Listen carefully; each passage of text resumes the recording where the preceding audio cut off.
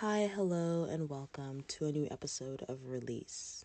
I am so honored and grateful that you've taken the time to listen to what I have to say.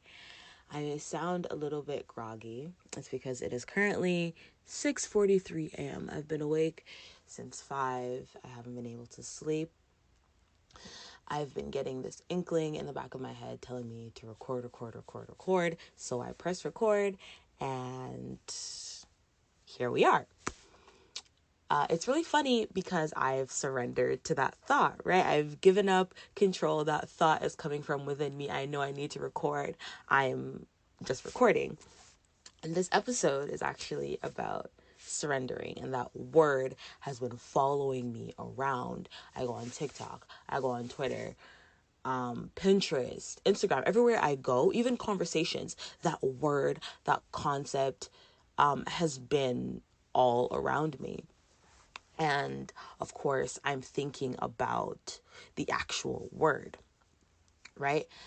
To surrender, to give control back, which means that somebody else has control, right? So to surrender control to like an entity, so like a godhead figure, or to surrender control to a person, whoever you are giving that control to, that would mean that they have a better understanding of the situation than you. They would have a better understanding of your needs for that situation than you do. And I find it really hard for us as humans to be able to surrender sometimes, more in a spiritual sense. It's harder for us to surrender to this unseen figure because of sovereignty. We believe that we have our best interests at heart. We believe that we know what's best for us. So why would we give away that control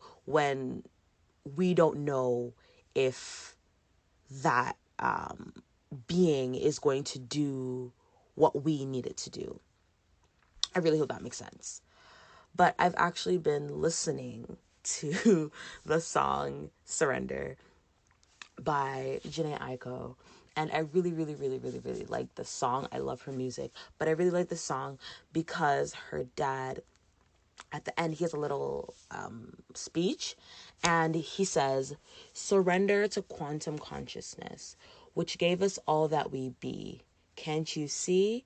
And it is all for free. Your soul, your mind, your heart, your body, your potentiality, your actuality, your spirituality, your reality.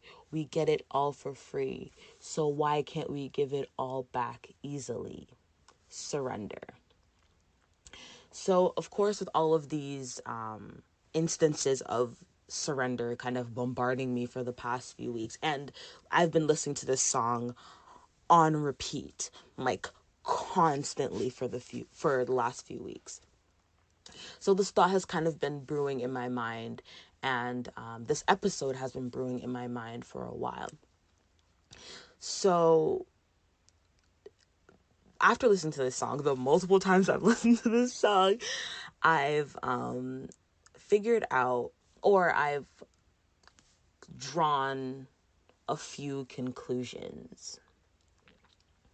So, first of all, control is an illusion, right? We have no control of our lives. Even when you look at the beginning of the pandemic, everyone was going about their own thing. Everyone was doing their own thing.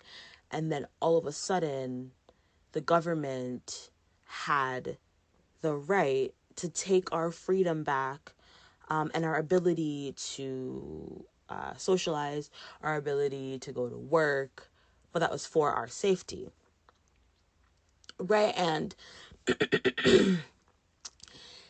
excuse me, but when you think about that, that is kind of what I mean when I think of surrendering. It is someone who has your best interest at heart, and they manipulate a situation in order for it to hopefully protect you or hopefully prevent you from having a certain end, right? And that brings me to the example of an overprotective parent.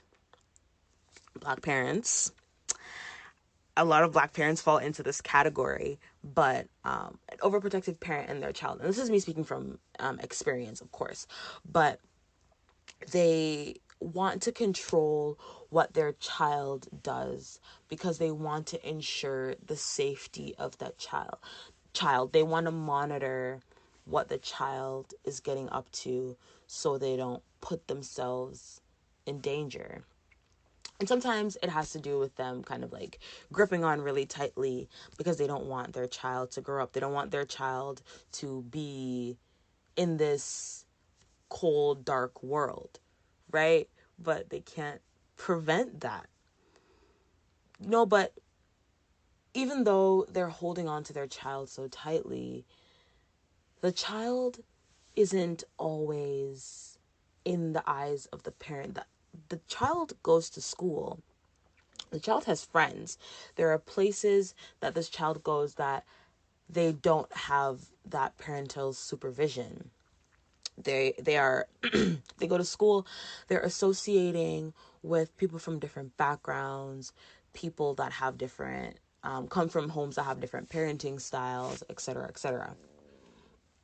So your child may come into contact with another child that can do something that your child isn't allowed to do. And then now your child comes home and does it and you're like, what the fuck are you doing?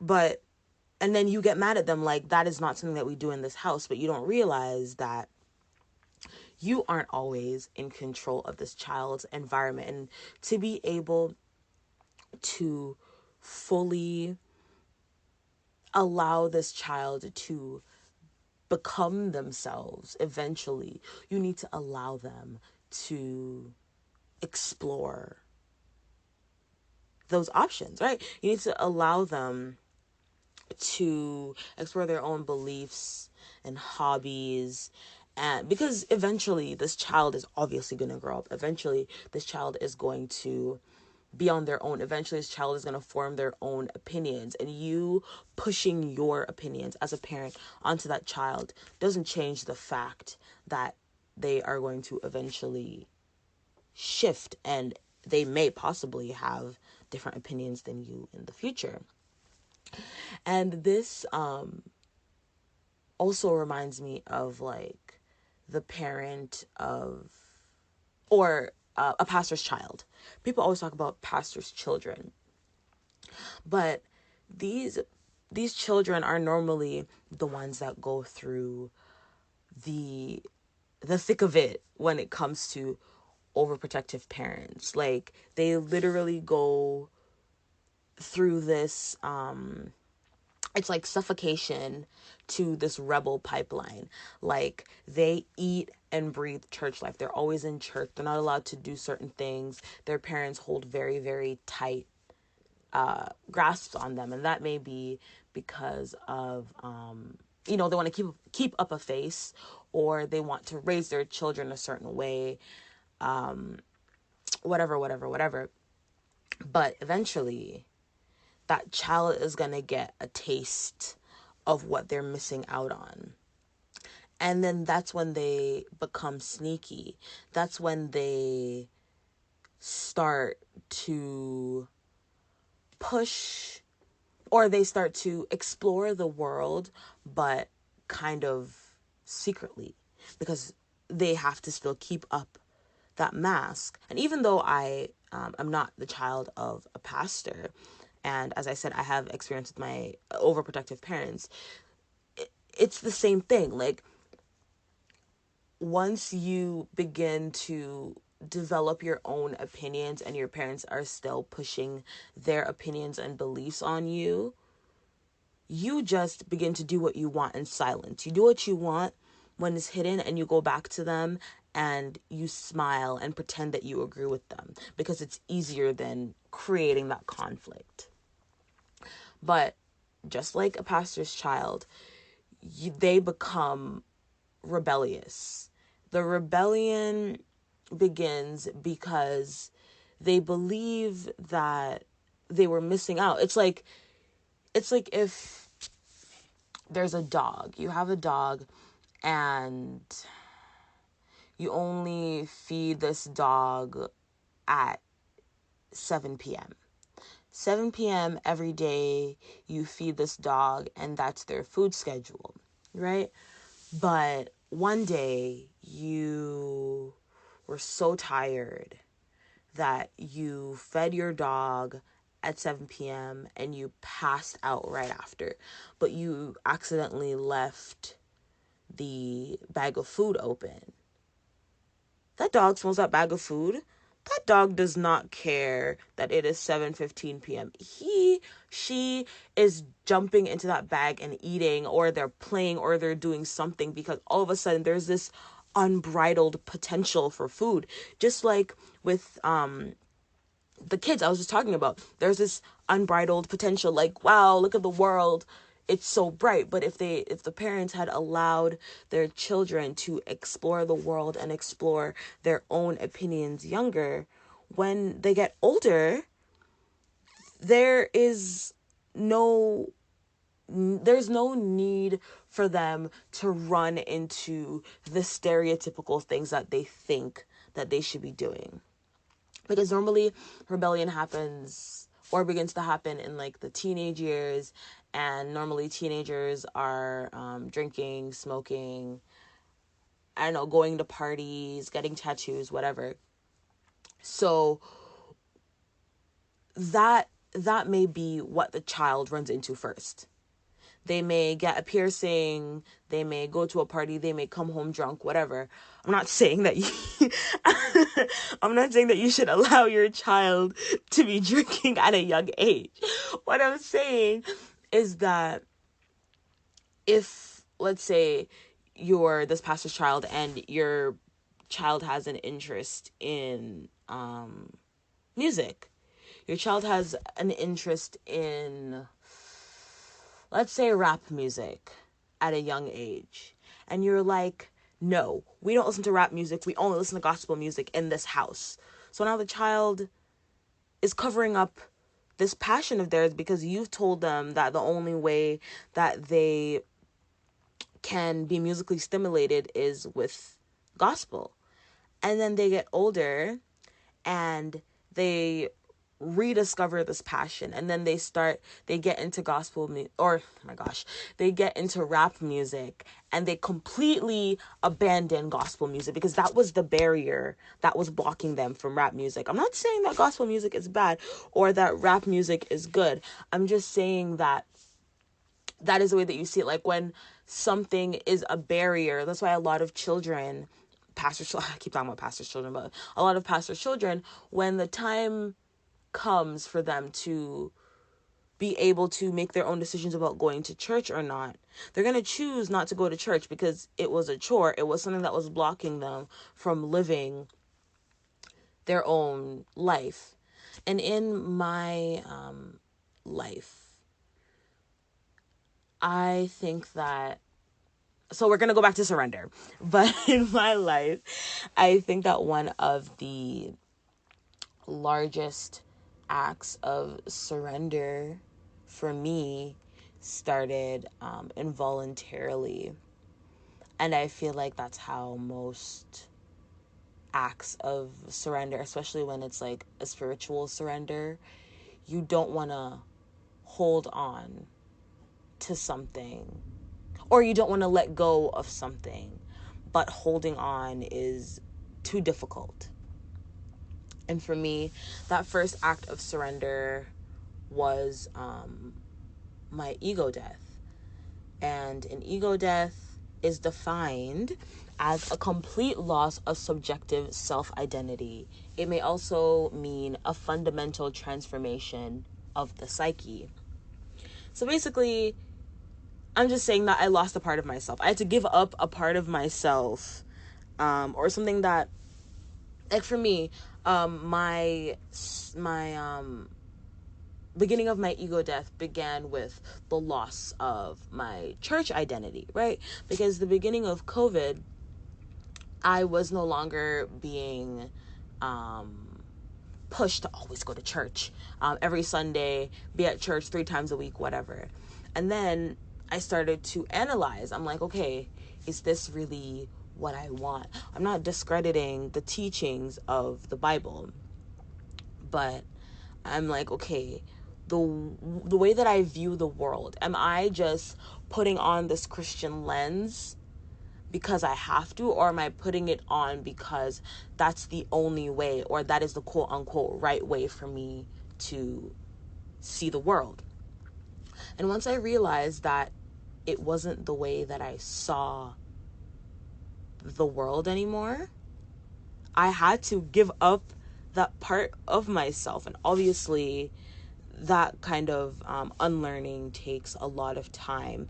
And I still, like I said, I'm not discrediting the teachings of the Bible, because I believe the Bible is an like a good instructional, and religious texts are good knowledge that we can pull from, to help us to live our lives. But it was no longer the lifestyle, the way that basically the people that were in, I've talked about this before, but the people that were in that church, the people that were upholding this religion that I was supposedly supposed to be living and subscribing to for the rest of my life, were not the best role models. Like, why are you 65 and you're gossiping about a 20-year-old? Why are you looking around and judging what everybody else is wearing? Why are you making, like, having conversations about people's outfits? Like, why is that your calling when you're supposed to be going to church to worship? But I digress. Anyway, within this time, the beginning of COVID, and even after, I began to ask the universe to transform me. I was in a very, very, very, very, very, very, very, very, very, very, very, very, very, I'm using a lot of varies to emphasize, very times 1,000. I was in a horrible place at that time. And I was tired of it. I was tired of being this person. I was tired of looking in the mirror and seeing this not that I mean, physically you could see on me, like, my eye bags were really, really deep, my skin looked drained, I looked just drab. But I mean, I was seeing this version of myself. I was seeing basically the depression, the low state reflected back to me. And I was tired of looking, like, to the point where I stopped looking in the mirror, because the person that was looking back at me was not the person that I wanted to be anymore. So I started asking the universe to transform me.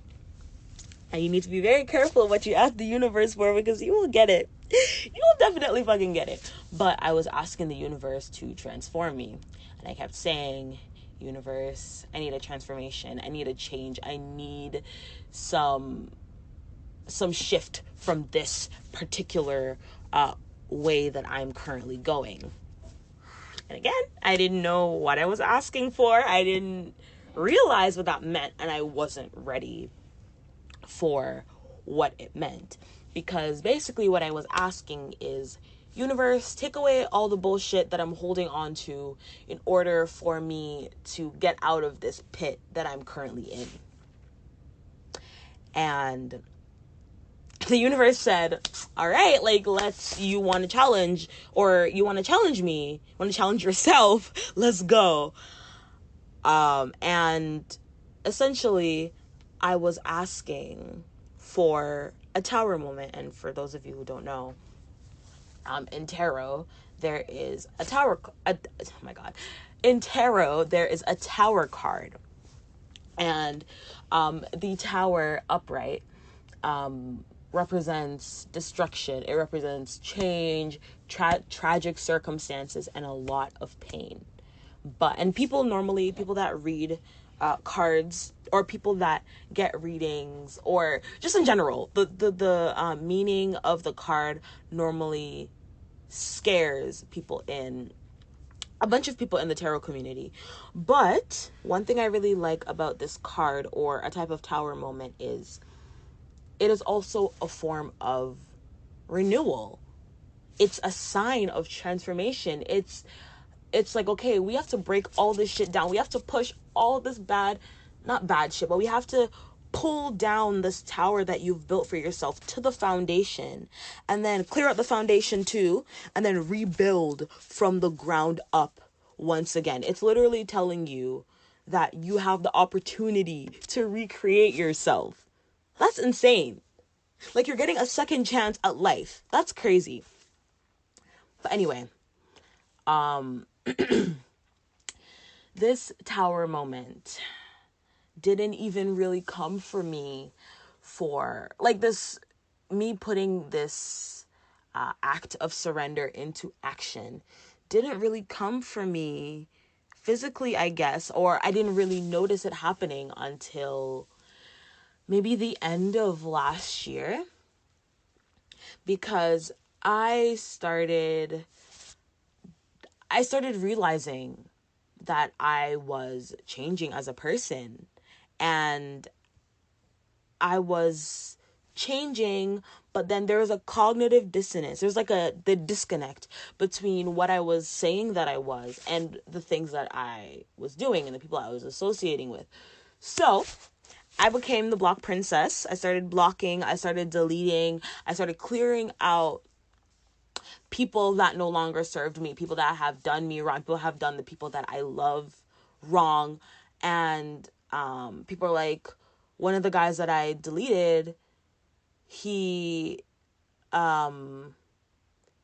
he was like, oh, do we have beef? I was asking if you have beef. Like, bro, I don't even eat meat. Like, we have no beef. It's just that I don't think that you no longer qualify you to be in my space. You're taking up space for someone who could be benefiting me, for someone who I could be learning from, for someone who could, or the space of someone that could be loving me. Definitely not like only romantic love. I also mean platonic love, but somebody that could be providing me with a satisfying relationship. And you, like, you're not doing shit. But anyway, before I continue, I just want to go back to my point about the ego death. So we can go through multiple ego deaths, because the ego is essentially what makes us human. If that dies, then we are no longer human, right?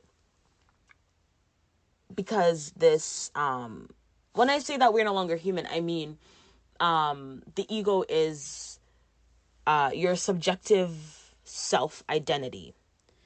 So if you are, if you go into a space and someone asks, who are you? Right?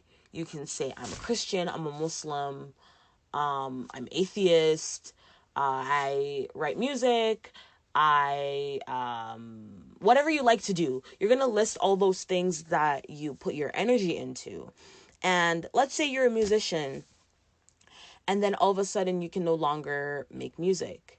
That's going to be a depressing time for you, and other people may not understand, but that was an important part of your life, and then all of a sudden it's being pulled away. All of a sudden your passions are being like unplugged. You no longer have that connection to yourself. So now you have to mourn the loss of this beautiful art, and then as you may never get over it, but like with me, with the loss of religion, or the loss of I guess me not going to church anymore, whatever you want to call it, I had to mourn that part of me. Not because well, yeah, I was sad that whatever, like I'd lost a part of, or I was losing a part of something that had been with me from birth, but I was losing something that had become such a large part of my identity. Like, when I was in middle school, people used to call me church girl. Like, that's how bad it was. It was a large part of who I said that I was.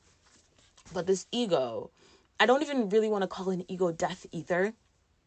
An ego disintegration, because like I said, the ego can never really die. And as you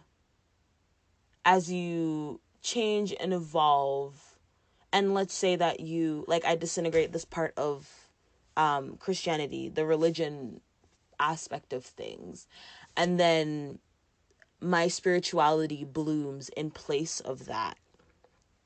And to me, that feels like a healthier connection to myself and a healthier building of my ego, because within spirituality, I've been able to look at myself, even objectively, and be honest with myself and see the parts of myself that I no longer resonated with. And I was okay with releasing that. I was okay with surrendering, being like, I got me. And if I need to drop XYZ, spirit, universe, the divine, you handle it. You handle it, because this shit is no longer for me to handle. It is out of my control. I have to drop a relationship. Spirit's telling me to drop a relationship. Drop the relationship. Spirit's telling me to delete someone. Someone is, whatever. I do it. Obviously, I'm not going to listen the first time. And sometimes really painful shit happens that makes it like this situation has to end now, and because you weren't listening, we're gonna make it painful for you so that you know never to do this bullshit again. But anyway, the tower moment. My life was literally falling apart around me, and continued to fall apart around me, and continues to constantly fall apart around me. And all I can do is stand in the middle of it. I can just, all the control that I really have over the situation is to physically stand in, or I guess not physically stand in the middle of it, but I just have to be in the center, like the eye of the storm. Like, I'm being protected and all of this shit is spinning around me, and all I can do is watch. All I can do is wait until it's calm for me to go back out there and live, or at least go back out there and be in a better version of the life that spirit, the universe, God, etc., wants for me. Because when you come to this realization, things start clicking for you. When you come to the realization that letting go, I feel like I hear a lot of people say this, that you should let go of expectations. And a lot of men, don't get me wrong, a lot of men use that as a little quirky way, a little quirky way of saying that they can't commit to shit. But in my definition, I mean, you let go of what is going to happen in the end. All you are worrying about is the present. All you're worrying about is what is currently in front of you.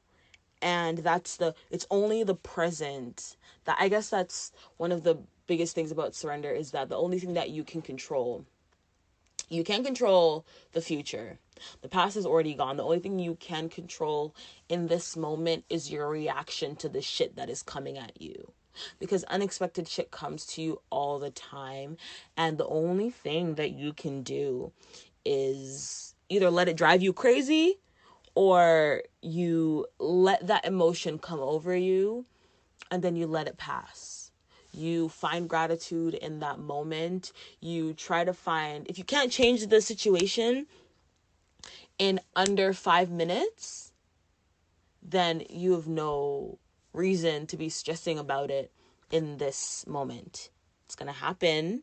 Whatever is going to happen is going to happen. You stressing about it is not going to stop. If you're supposed to break up with someone, you stressing about it is not going to stop that breakup from happening. Because once it's gonna happen, it's gonna happen. Period. And that kind of comes or brings me to my second point. Surrender comes with acceptance and detachment. It's kind of like it is what it is kind of mindset. Like, you're just like, it's like, you're like, okay, this shit is happening now, okay, and this shit is happening now, okay, like, it is what it is.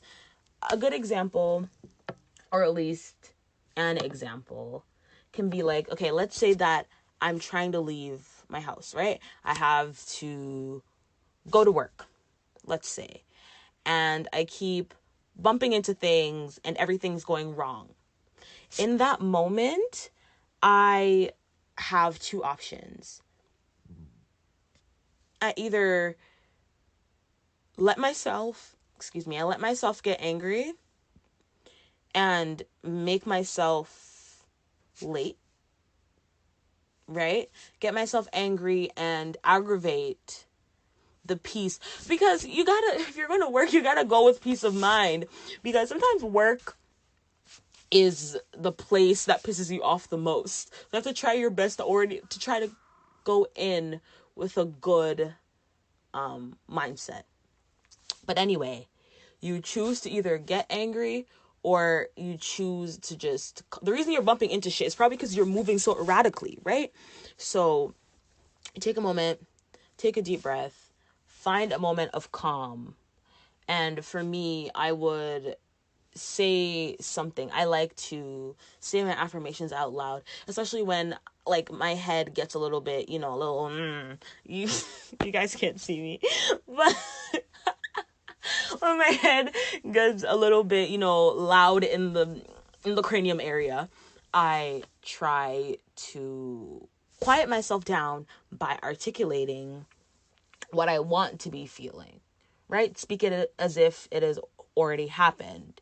So for me, I would say something I'm grateful for this moment of chaos.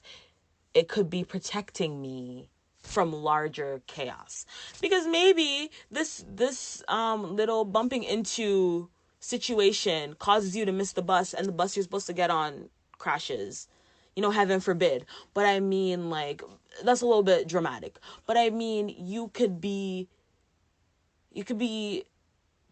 being protected from a lot scarier or heavier shit than just bumping your toe or being late for work. And with the bus, I always see when people miss the bus. Obviously, when you miss the bus, you're going to be mad. You're going to be like, what the fuck? I missed my bus. But again, if you're like, okay, I'm going to be late for work, what the fuck are you talking about? Like, if I miss my bus, my boss is going to be mad. Okay, but your boss being mad isn't going to change because you're already late for work. It's simply, you get on the bus, you're like, I will get there in divine timing. Spirit, please protect me and everyone on this bus, including the driver, that we all get to our destination safely. Right? That's good. That's easy. It brings you to a moment of calm. If you need to, you can do a little external work. Like, you can, text your boss and then put your phone on airplane mode. Put your phone on do not disturb. Put your music in. Put this podcast in. And you do your thing. Simple, easy, effective. Can't change the outcome.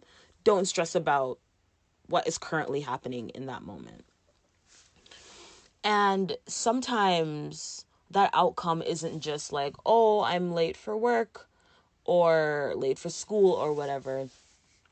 It may be an attachment to a relationship, an attachment to another person. And of course, attachments to people get really hard really fast, because if you have a relationship, and it doesn't have to be a romantic relationship. Say you have a best friend and you love this person, but you feel like you guys are drifting apart, right? You need to acknowledge that you are growing as a person. It should scare you if you are still friends with every single person you've ever met since you were 5. Because as we grow and as we evolve as humans, our needs in relationship change. Our needs in relationships change. And not every relationship is meant to last for a lifetime. All relationships are meant to teach us something in some degree, but they're not teaching us things for life. Not everybody is supposed to be staying in your life forever. Not everybody should be permitted access to you for too long. And again, you may really, really, really, really, really, really, really, really, really, really, really, really, really want them in your life. And it may make you, like, you forcing that relationship to stay together, you trying your best to kind of pull those pieces together, may work right now. It may work for you right now, but there's a reason why you feel that way. There's a reason why it's falling apart. And that little thought in the back of your mind, that is your intuition. Never ignore your intuition, because that shit is going to come back and bite you in the ass. The universe is going to take that person out of your life, and after they're gone, you're going to remember that thought. That's what always happens to me. I try to control the outcome of situations, and once things fall apart, as soon as they fall apart, I remember the thought that I had months before, years before, the little inkling I had that things would no longer work out. And then things start not working out and things end. And I'm like, if I had just listened to myself a year ago, if I just listened to myself 6 months ago, 2 weeks ago, I would have avoided so much painful shit. Because the thing about humans is that we lack foresight. We have no idea what the future holds. And you just need to understand that the universe or God is taking this thing, this person, this relationship out of your life to either make space, not even either, to make space for something better, to make space for a better person. Obviously, not saying that the person that we were talking about before in this supposed friendship was a bad person. I just mean better for you to be in a friendship with. Because obviously, if you're thinking about, like, things with strong foundations don't just fall over. Like, if everything within the relationship is strong, why would you question the longevity of that relationship? You wouldn't question it, which means that things were already beginning to fall apart, and in your subconscious, you've picked up on it, but your conscious mind has not started to understand that yet. So in the back of your head, your subconscious is working, your subconscious is picking up on all of the cues and everything, but your conscious mind has not done it yet. So that's why you push it away, because you're not able to understand yet or justify why that thought is there, but it's there. And again, we shouldn't be ignoring it. And sometimes the thing that we have to let go of is something really big, like bigger than a friendship. Sometimes we have to let go of long-term relationships. Sometimes we have to let go of careers. Sometimes even dropping out of school. Like, there are people that go to post-secondary education, and they're going just because of their parental approval. A lot of people of color go through this, where they go through their parents telling them, you must be a doctor, you must be a lawyer, blah blah blah, and they start school and they hate it. And it's either you go through X amount of years of schooling to make your parents proud and be sad for the rest of your life, or you drop out, a little embarrassed, little sadness from them, whatever, they'll get over it, and then you live your life, because they've already lived their life. They've already made their choices, and you are also entitled to making those choices too. And sometimes it's the attachment may even, well, in romantic relationships, because more in friendships are like, okay, I just want this person in my life. A friendship doesn't necessarily have an end goal. But with a relationship, this person may be treating you like shit in the moment, but you're like, okay, I want to marry this person. In the future, we are going to XYZ. In the future, they will change. They say they will change. But if you're paying attention, you have to pay attention to the future, to the present. Does this person make you happy right now? Right now, as you're sitting, right now as you're listening, does this person make you happy? Does this job make you happy? I want you to answer if any of these apply to you. Does that relationship make you happy? Does that friendship make you happy? Does that program make you happy at school? Whatever it is that you are doing, does it physically make you happy right now? And if the answer is no, and you cannot change that, and you feel as though the thing is coming to an end, drop it. That's not easy, of course, but you are missing out on the happiness that you could be finding in another person, the happiness that you could be finding in another job, another program. Maybe university isn't even for you. Maybe you'll find happiness and make more money, because a lot of parents of children of color, they tend to want their children to be doctors and lawyers because they want like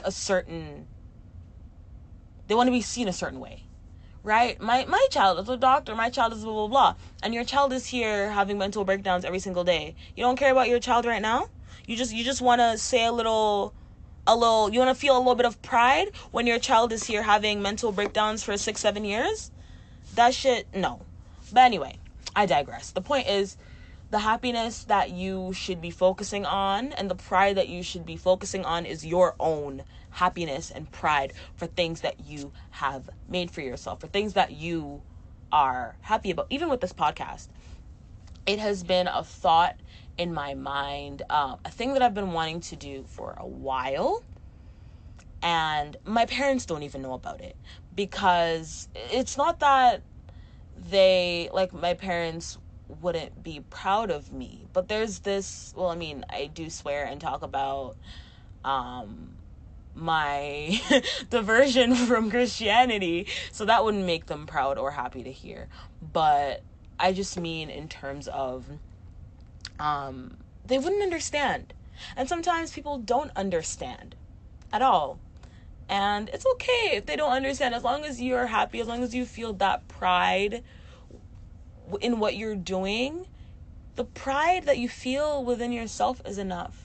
And the people that will genuinely be proud of you for the steps you've taken will come along on the journey when you need them. You just start doing your shit, and the people that resonate with you will flock to you. It's simple. It's really, really simple. You just have to believe and trust that the universe, the divine, God, whatever Godhead figure that you believe in, has the power. You have to give them that power to say, hey, listen up. When I'm talking to spirit and I'm talking to the universe, I'm very direct. I say, you say you have control of my life. You say that you want me to surrender to you. I need you to help me in this process. I need you to show me what I need to give up in the physical. I need you to show me ways in which I can surrender. I need you to show me what next steps I need to be taking in order to. And I send it out into the universe, and maybe after I finish that little conversation, that little talk at Spirit, I go on TikTok and I see a video about letting go of toxic friends. And or I see a video of dropping a toxic job, whatever the case may be. But that sign, to me, that is a sign, because yeah, it may just be like a video, whatever, but I've just asked for direction, right? And if I'm resonating with this video about dropping toxic friends, that must mean that there's some toxicity in my life that I'm ignoring.